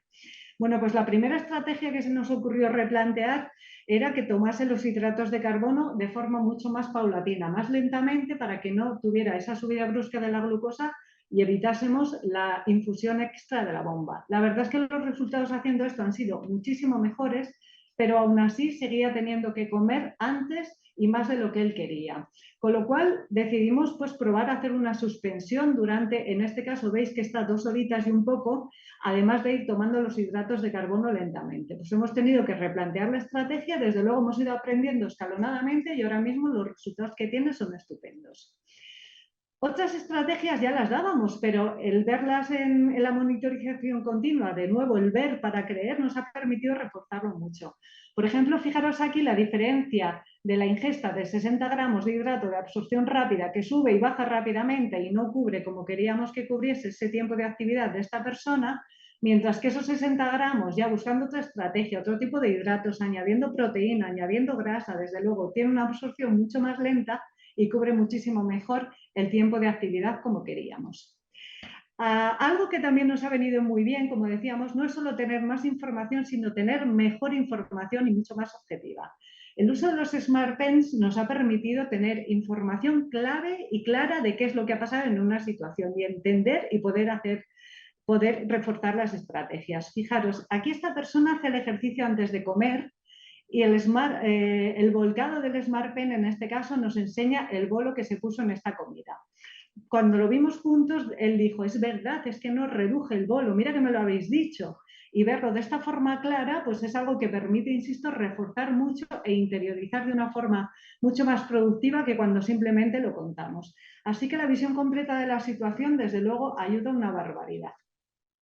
Esta es la última diapo en la que os voy a enseñar, que me gusta mucho, cómo el poder analizar muchos días nos ayuda a ver la tendencia. Y lo digo porque a veces cuando uno ve este gráfico, que se llama espaguetis, a mí me hace mucha gracia el nombre, cuando uno ve este gráfico ve tanta información que parece que es imposible sacar una conclusión, pero este gráfico permite una cosa muy buena y es desglosar por días, seleccionar los días que a ti te interesen. Esta persona hace ejercicio lunes, miércoles y viernes, con lo cual cuando aquí pinchamos lunes, miércoles y viernes nos enseña qué es lo que pasa con la glucosa los días que hace la actividad. Hace la actividad por la tarde, con lo cual vemos aquí que bueno, está la glucosa un pelín más justa, pero ya empezamos a ver una tendencia. Y lo que nos interesaba mucho también con esta persona era ver qué pasaba las noches posteriores al ejercicio, con lo cual lo que hicimos fue seleccionar los días contrarios, los martes y los jueves, para poder ver las noches posteriores al ejercicio. Las noches de los viernes las quitamos porque los viernes sabéis que uno después del ejercicio se va a tomar unas cañitas, así que no era una noche como muy realista. Pero vimos claramente las noches posteriores al ejercicio como había una tendencia clarísima a hipoglucemias, que si veis aquí en el gráfico general pues nos costaba mucho vislumbrar. Entonces, viendo esto, fijaros que ya nos vamos a plantear, detectada la tendencia, qué estrategias podemos modificar. Bueno, pues durante el ejercicio vemos la glucosa quizás un poco más apurada de lo que sería seguro. Pues nos planteamos adelantar más el modo ejercicio o suplementar si fuera necesario. Después, clarísimamente, hay hipoglucemias, algo tenemos que hacer. Tenemos la alternativa de alargar, incluso programar toda la noche el modo ejercicio si fuera necesario las noches posteriores a la actividad, o en los sistemas que así lo permitan, que por ejemplo este es uno de ellos porque es la CAN-APS, poner un objetivo diferente el tramo de la noche. El caso es que las plataformas nos permiten hacer esta reflexión y este aprendizaje. Ojo con que no debemos quedarnos nunca solo, y yo en esto insisto mucho, con el porcentaje de hipoglucemias, que a veces no es un porcentaje importante, sino que debemos fijarnos muchísimo en el número de alertas. Tener en mente que a veces una alerta suena, esa persona hace una ingesta y la hipoglucemia ya no llega a aparecer, con lo cual no vamos a ver reflejada una hipoglucemia cuando sí que hay un exceso importante de insulina que a esa persona le ha interrumpido, a lo mejor le ha tenido que despertarse por la noche, incluso antes de que llegue la hipoglucemia, pero al final el número de alertas nos da muchísima información, con lo cual no olvidemos nunca mirarlas. Pues con esto yo ya termino y lo que quiero es recoger otra vez esa diapositiva con la que empecé. Os decía que había cosas que no habían cambiado, que teníamos que pasar por todos esos pasos si queríamos que una persona con diabetes hiciera una buena gestión del ejercicio. Y quiero resumir aquí aquello que yo he visto que nos aportaba la tecnología. Como os he comentado ya, para entender el deporte, para entender la teoría, yo creo que una imagen vale más que 1000 palabras. Así que merece la pena recoger esos casos muy visuales que nos ayuden a ilustrar para otras personas qué es lo que pasa con el ejercicio. Y la tecnología en eso es la bomba realmente. Cuando planteemos un plan de acción y queramos optimizar el tratamiento, pues es fundamental que conozcamos toda la tecnología disponible. Como ha comentado Monse muchas veces, no tenemos esa disponibilidad dependiendo de qué centros, pero creo que es nuestra obligación demandarla. Y que cuando aprendamos a utilizar esa tecnología, cuando la tengamos optimizada, lo compartamos con nuestros compañeros. Para gestionar adecuadamente las situaciones reales es imprescindible que las alertas las programemos bien, las individualicemos y las revisemos cada vez que las personas vienen a consulta. Y desde luego en nuestros programas educativos, aunque nos cueste la vida, porque yo creo que todos tenemos esta percepción de que no llegamos con la tecnología, no nos queda otra que tenerlos en constante actualización. Y hay que reflexionar a posteriori y conocer las plataformas nos permite rentabilizar su información. Yo creo que cada día que entramos a una plataforma descubrimos una pestaña nueva y enredando pues vemos que tienen millones de opciones que nos pueden ayudar a aprender y a optimizar. Al final la tecnología nos aporta muchísimo, yo no tengo ninguna duda, pero no puedo estar más de acuerdo con mis compañeros que lo que de verdad nos va a ayudar no es la tecnología, sino la educación terapéutica con esa tecnología. Este sería mi último mensaje en cuanto al tema que me ha tocado, pero no puedo evitar deciros siempre cuando hablo del deporte que no dejéis de practicar ejercicio, porque si practicamos ejercicio prescribiremos más ejercicio y por supuesto seremos mucho más felices. Esta foto es de la carrera por la diabetes, está parte del equipo aquí, con lo cual ahí la dejo, que es una foto que me encanta, y el 17 de noviembre, si alguien se anima, estaremos en Madrid corriendo. Muchas gracias. Pues muchas gracias, Ruth, por esta excelente presentación. Nos quedamos con la idea esa de si hacemos ejercicio seremos más felices. A mí eso me ha gustado mucho, ya me traen ganas de salir a correr. Y estaremos más guapos. Ah, Y estaremos también, más pues ya guapos. está, oye, está seguro. Apostamos por lo seguro. Bueno, vamos a ver si la audiencia se anima. Tenemos aquí alguna pregunta. Somos conscientes de que hay 181 personas registradas, así que seguro que tenemos preguntas interesantes. Voy a empezar con alguna que nos ha llegado. Tengo aquí una para Marcos, que dice... es de Ángel y dice, ¿crees que se debe incluir en la primera visita o al inicio del debut en diabetes tipo 2 la inserción de un sensor más iniciación de un programa estructurado básico? Bien, claro. Es una pregunta complicada en el sentido de que al final vamos al punto de partida. Yo contesto muchas veces a la gallega, pero es un depende. Depende, el perfil del paciente va a determinar esto. Yo partiría de que el programa educativo es sí o sí en todos los perfiles. Y después un poco, en función de lo que nos encontremos, la posibilidad de si es un buen candidato para un sensor, ¿por qué no? Pero lo va a determinar el paciente y sus características, de cuánto podemos apretar más o menos, o como decía antes en la presentación, qué objetivos le podemos plantear e ir de lo sencillo a lo complejo.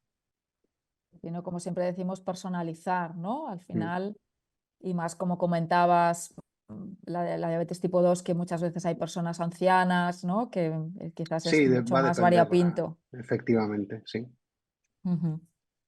Muy bien. Para Monse yo tengo una pregunta y decías la guía, ¿no? Esta guía que nos explicabas aconseja pues, que vayan en modo manual 1 o 2 semanas. Tú decías que bueno, pues, en vuestro programa los tenéis una semana en modo manual, ¿no? Antes de entrar en el automático.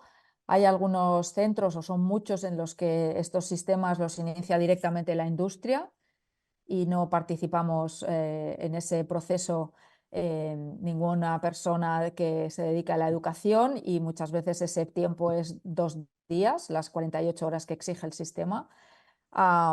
¿Crees que ese tiempo, sea 3 días, una semana o 2, es suficiente para aprender el modo manual? O quizás da lo mismo porque si llevan ya 2 años en modo automático, cuando salen al manual, que al final están 3 o 4 horas, no lo van a aplicar y se olvida, y quizás hay que hacer refuerzos para ver qué se hace si se falla el sistema, sobre todo?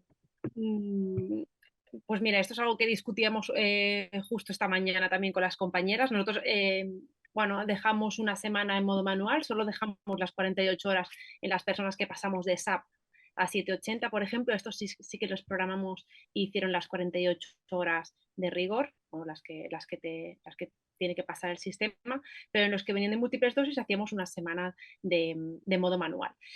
Sí que es verdad que te permite pulir o ajustar un poquito más el bolo a nivel de uso de bolos Wizard, acabar de perfilar el ratio, porque aunque lo trabajamos previo al inicio, muy poca gente, el contaje y hacer el ratio cuesta un poquito, entonces nos permite quizás trabajar más esto, pero no se acuerdan. Es decir, al final luego no se acuerdan. De hecho, tuvimos el caso de una señora que decía, es que me sale una alerta de que se me para la infusión. Es que no entiendo.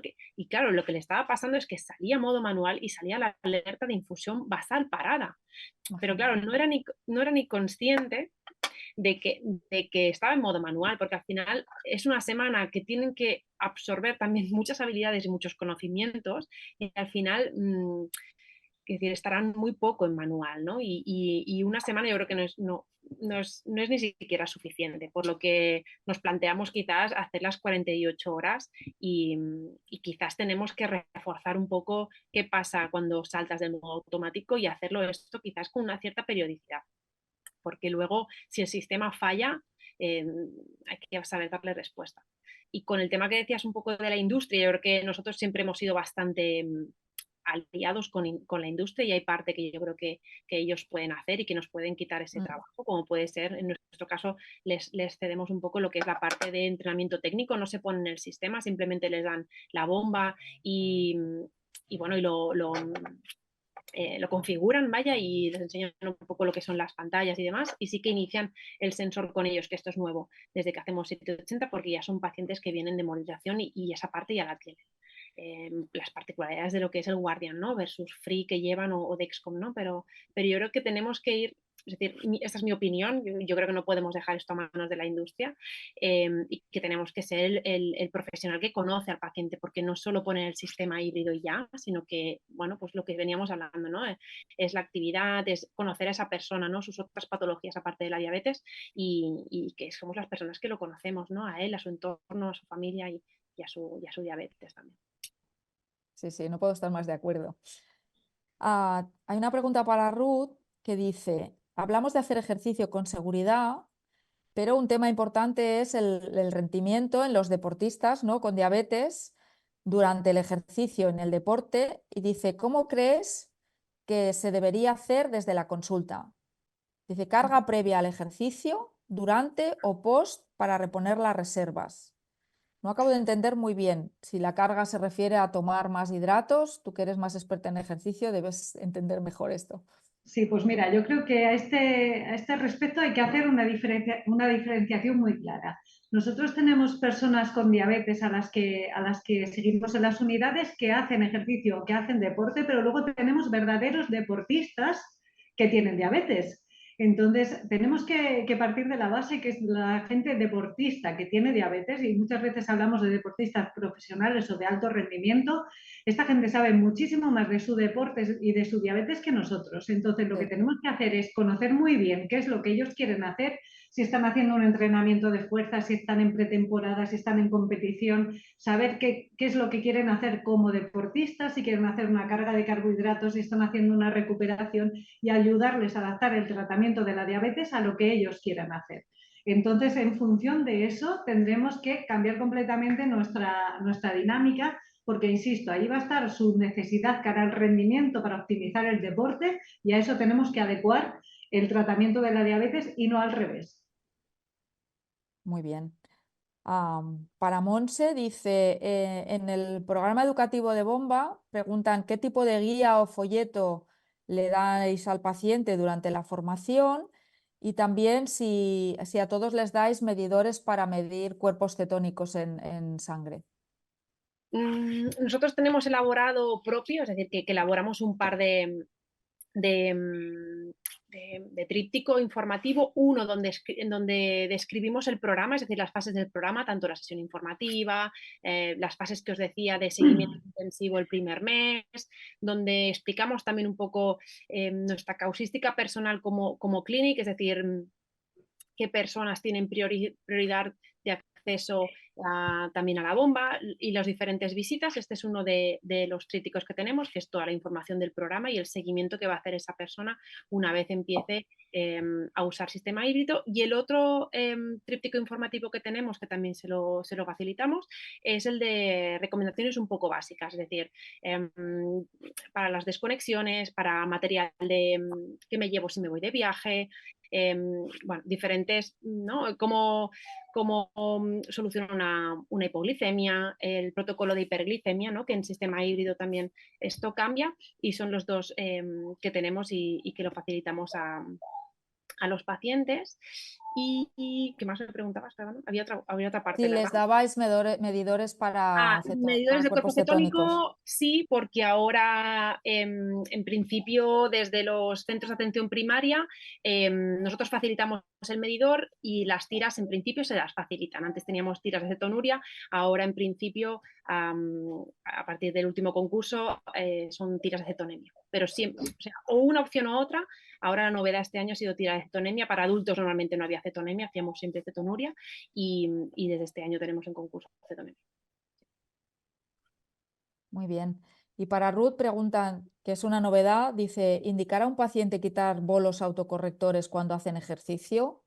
y lo preguntan un poco como con sorpresa. Sí, es que no es una estrategia no oficial y que yo creo que probablemente se oficialice en breve, porque es cierto que hay gente que hace ejercicio de un nivel moderado, de una intensidad moderada, quiero decir, y poner el objetivo temporal pues supone una hiperglucemia en ocasiones, pues porque se quitan los vuelos de autocorrección y el 150 pues al final es una glucosa, es un objetivo que ellos perciben como excesivamente elevado para un ejercicio de intensidad pequeñita. Entonces hay gente que su estrategia es poner el 120 de forma manual, el 120 como objetivo y quitar los bolos de autocorrección, que al final lo conviertes en un objetivo temporal no oficial con 120 en lugar de con 150.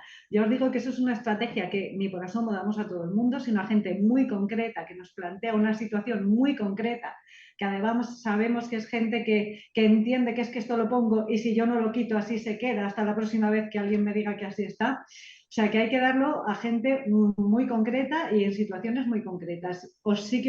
También os cuento que en el artículo ese que he puesto, que publicaron hace 3 semanillas o así, aparece también esa estrategia como estrategia no oficial. Entonces me hizo mucha gracia por lo que os decía, que obviamente los problemas que nos encontramos, las limitaciones del objetivo temporal, son las mismas aquí que en Estados Unidos, con lo cual lo que nos hemos inventado es lo mismo aquí que allá. Entonces no es una estrategia oficial, insisto, pero creo que sí que puede ser una buena opción para gente que nos plantee eso, que el objetivo temporal es demasiado, que la glucemia la glucosa, perdón, se va muy para arriba, pues planteémonos estas opciones.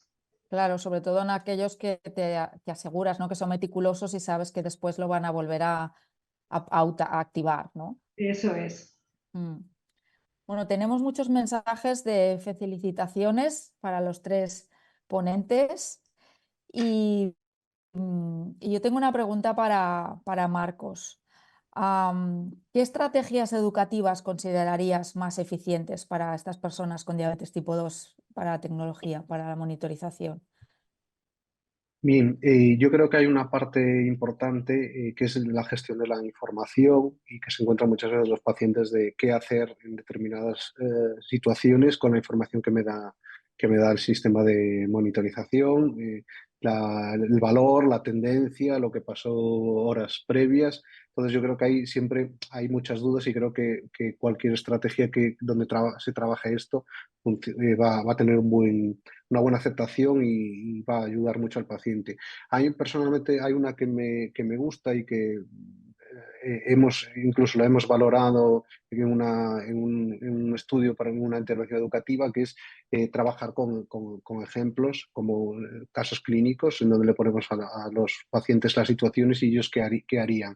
A veces incluso hacerlo con sus propias descargas ayuda aún más porque aprenden sobre lo que han hecho y lo que pueden hacer para corregirlo, pero poder sentarse con el paciente, incluso esto que se dice, girar la pantalla, ver la situación y poder decir qué ha hecho y qué podría haber hecho para mejorarlo, o incluso como refuerzo de esto lo has hecho bien y te ha ido bien, yo creo que es una buena estrategia para integrar la información y ayudar a los pacientes a que la integren. ¿Y cuáles serían los principales barreras o desafíos a los que a la hora de interpretar estos ejemplos que tú explicas, que ponéis y demás, cuáles son los principales desafíos para que les ayude, ¿no? O que les dificulte interpretar de manera efectiva los datos? Sí, los principales desafíos yo creo que es un poco la complejidad, la complejidad de la diabetes en sí y ahora hablábamos de situaciones, ya no te digo como antes hablaba Ruth cuando se mete el ejercicio, que aún lo hace más complejo. Entonces la principal barrera es cómo hacerle fácil lo complicado y insisto, sobre todo en mucha heterogeneidad que tenemos en diabetes tipo 2, donde tenemos diferentes niveles educativos, diferentes formas de ver la información y de incluso interactuar con los dispositivos y quizás estas son las principales barreras, la heterogeneidad de los pacientes y después la complejidad en sí de la gestión de la información, claro. Muy bien. Hay otra pregunta que dice en relación a la semana en modo manual. Dice, cuando hablamos de una semana en modo manual, ¿se comparte en el paciente pediátrico Bueno, Carmen, esta te la acepto. Monse Yo se no tengo dedica a ver experiencia, no tengo adultos, ¿no? experiencia en población pediátrica porque en mi centro solo llevamos 18, pero mira, tenemos la suerte de que contamos con Carmen Yoldi, que ella sí que trabaja con pediatría y nos puede contar o su experiencia o su opinión.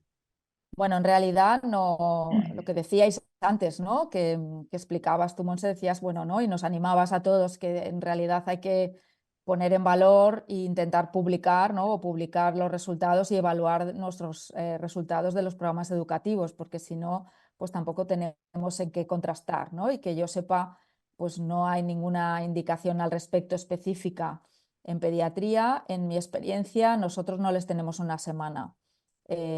Hacemos las 48 horas, que en realidad hacemos 3 días, porque al tercer día los niños siempre vienen a hacer el primer cambio de catéter y entonces ese día iniciamos ya el modo automático, no les tenemos tanto tiempo.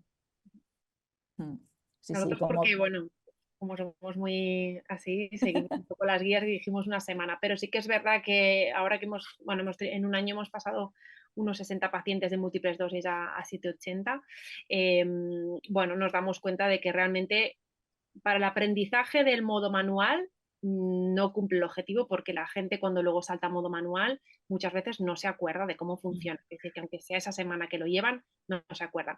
Para trabajar el bolos wizard para nosotros, sí, o sea, para acabar de ajustar bolo, para acabar de ajustar alguna cosa, sí que nos sirve esa semana. Pero para que el paciente aprenda esa semana el backup de si salta a modo automático, creemos que no.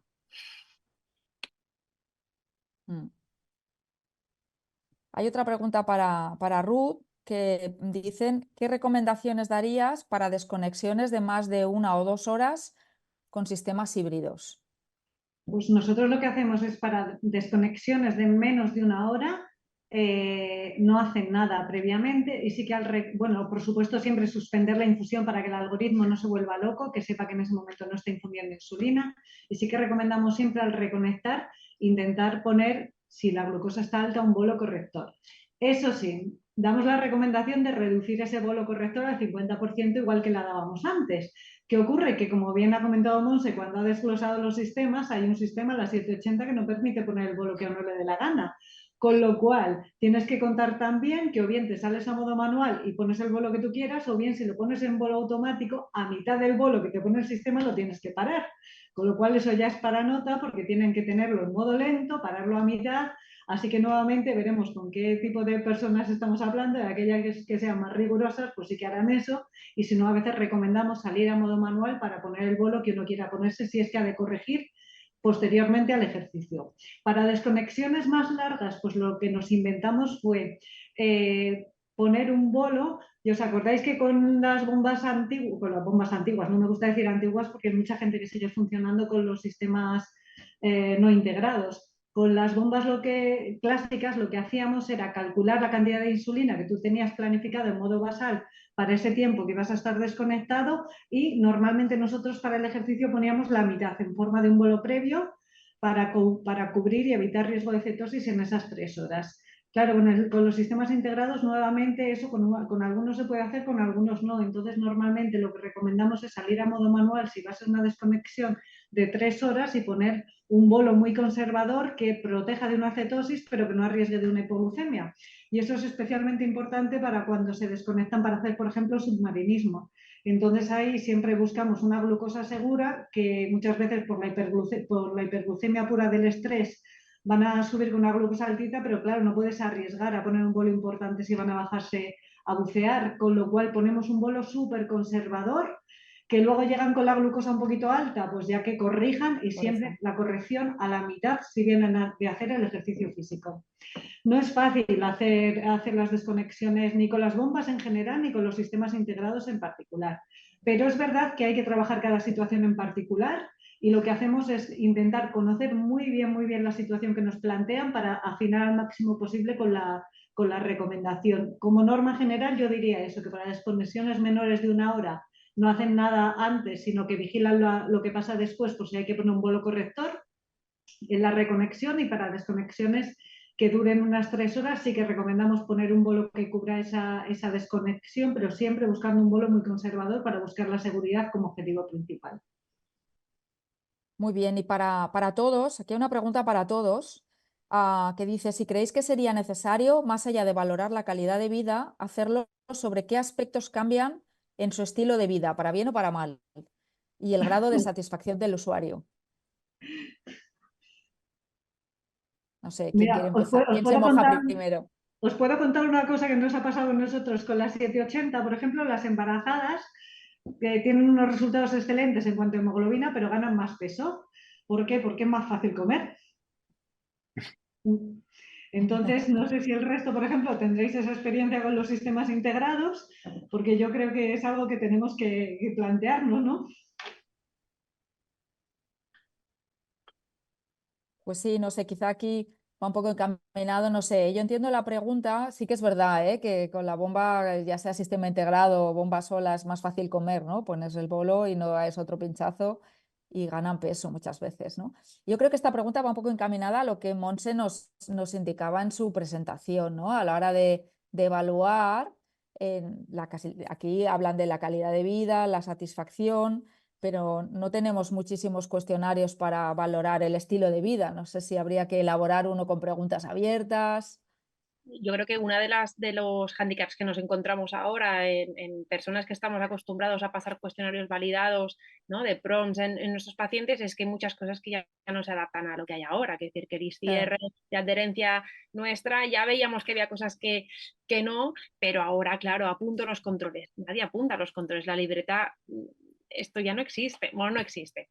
Ojo, que como decía Ruth, aquí parece que seamos súper ricos y todos vayamos con sistemas integrados y no, hay personas que todavía, pero quiero decir que no se adapta a la tecnología, es decir, no se adapta al sensor, no se adapta ni muchísimo menos contempla el sistema integrado, por lo que nos faltan cuestionarios o revisar los que tenemos para que sean más fidedignos a la realidad que viven nuestras personas, ¿no? Y podamos evaluarlo con un poquito más de robustez. Sí que son los cuestionarios que tenemos y son los validados y los utilizamos, pero no se adaptan a la realidad que tenemos y obviamente hay muchas cosas, no solo estilo de vida, yo creo que también, y lo ha comentado Ruth también, una de las barreras importantes por la que la gente, nosotros cuando hacemos la sesión informativa, la gente que dice que no quiere el sistema integrado es la portabilidad, la estigmatización, es decir, ahora se ve mucho más todo, es decir, el sensor se ve, hay gente que lo lleva bien, hay gente que esto le horroriza, es decir, que tenemos que tenerlo muy en cuenta, hay gente que empieza un sistema y tiene, ¿no? Un poco de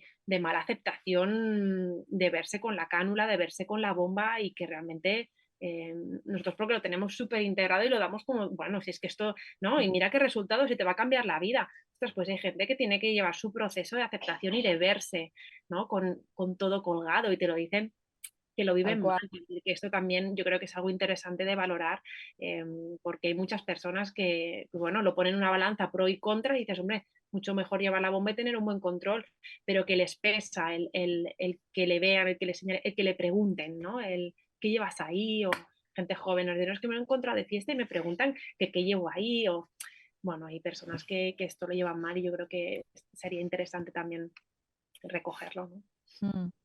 Y Bueno, bueno, y a mí me gustaría, perdona, No, di Carmen, Marcos, simplemente adelante. que añadir, aprovecho un poco, también lo comentó antes Monse, creo que aquí, antes decíamos, aquí hay ahora 180 personas conectadas que tienen interés por la educación, muchos profesionales que están vinculados a esto y yo creo que tenemos que intentar hacer estudios donde valoramos nuestros programas educativos. Quizás esos estudios nos plantean que a lo mejor los cuestionarios no son los adecuados y tenemos que hacer nuevos cuestionarios, pero yo creo que esa parte también es algo que debemos potenciar, que es hacer investigación sobre educación terapéutica que nos va a dar más evidencia sobre estas cuestiones. Muy bien, pues tenemos que ir ya acabando. Tenemos aquí una última pregunta para Ruth, muy breve. Es un caso, es como un caso, ¿no? Es para un adolescente que practica voleibol por las tardes y dice que el día posterior realiza hipoglucemias post-desayuno, incluso con objetivo temporal nocturno. Y entonces pregunta si recomendarías reducir el bolo del desayuno o le darías alguna otra recomendación. pues sin ninguna duda reducir toda la insulina que haga falta reducir. Objetivo temporal, el bolo del desayuno, el bolo de la comida del día siguiente. Mi querida antigua jefa, la doctora Lucrecia Herrán, siempre decía que cuando hay que dar de comer a la insulina es que sobra insulina. Entonces, da igual el momento en el que sea, pero si hay hipoglucemia, sobre insulina. Y creo de verdad que quiero recordar que hay que dar mucho peso, no solo, como decíamos, a las hipoglucemias que vemos, sino a las que no vemos, pero la gente nos cuenta, es que tengo que comer no sé cuándo, porque si no hago hipoglucemia. Entonces, aparte de mirar las alertas, como ya he comentado, hay que preguntar, que a veces eso se nos pasa. Y cuando tú preguntas algo tan simple como, oye, tienes que comer más los días que haces ejercicio, ya te lo cuentan, dices, y al día siguiente y demás, pues cuando eso pasa es que hay que seguir bajando la insulina, entonces recomendemos disminuciones sin miedo. Pues muy bien, pues vamos ya a cerrar la webinar. Muchísimas gracias a los tres por vuestras excelentes presentaciones y respuestas a todas las preguntas. Muchas gracias a la audiencia por las preguntas que han hecho, por estar ahí. Y muchas gracias a la SED por ofrecernos este entorno, ¿no?, para poder realizar esta webinar y actualizarnos en los programas educativos adaptados a la tecnología, ¿no? Seguirán las webinars de SED Directo, pues siguen siendo periódicas de la sociedad. Así que sin más, cerramos aquí y muchas gracias a todos. Buenas tardes. Gracias. Gracias. Gracias, hasta luego.